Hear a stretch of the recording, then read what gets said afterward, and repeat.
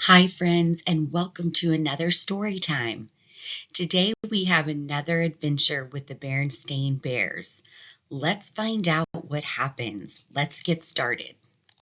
The Berenstain Bears and the Wild, Wild Honey by Stan and Jan Berenstain. Papa Bear was relaxing in his hammock. Brother Bear was riding his skateboard, and Sister Bear was skipping rope. Papa, called Mamma from the kitchen window of the bear's tree house. Instead of snoozing, I should think you could do some chores around the house. Papa wasn't snoozing. He was deep in thought, thinking about his favorite thing, honey, especially the wild, wild honey in the gnarled old bee tree deep in the dark forest. Papa, said Sister, Mama's calling you to do chores. Chores? What kind of chores? Asked Papa. Take your choice, said Mama. There's a broken step, some loose bark, and all the faucets in the house drip. Of course, my dear. I'll take care of it. You can count on me. But Papa was still thinking about ways to get that special honey, the wild, wild honey in the gnarled old bee tree deep in the dark forest. He had tried just about everything, but all he had gotten for his trouble was stung. He had tried pretending he wasn't going after honey at all, but the bees had spied Papa's honey pot and stormed after him. He had tried hiding in the bushes until the worker bees left on their daily rounds. Then he tried to break into the bee tree with tooth and claw.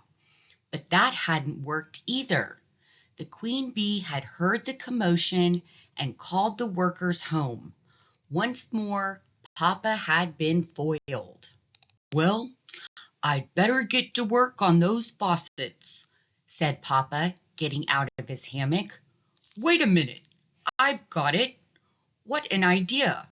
The perfect way to get that wild, wild honey.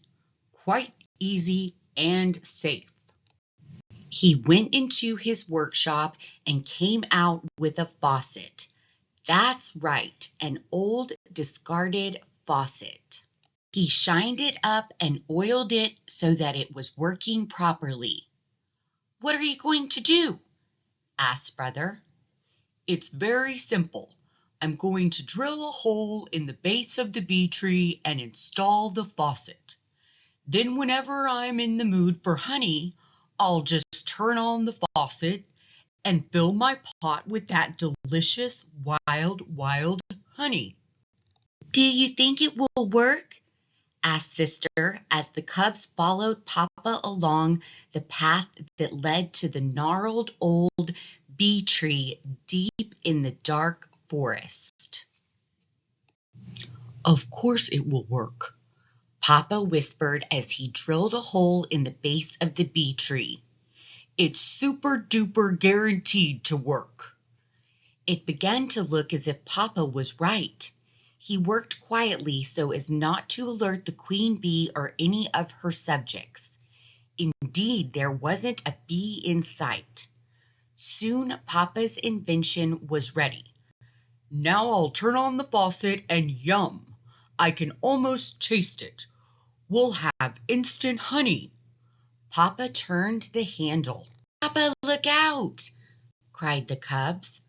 For what came out of the faucet was not instant honey, but instant bees. Escape!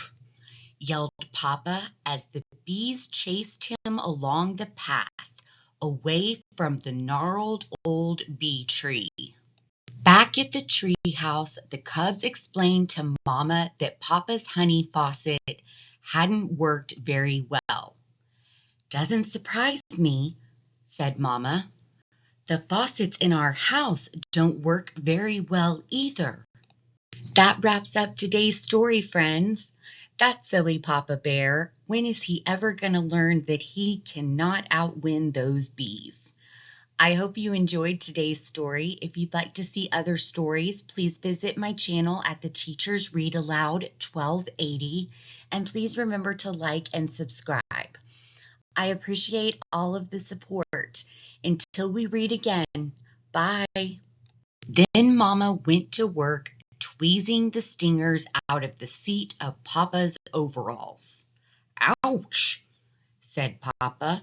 Ouch, ouch, ouch.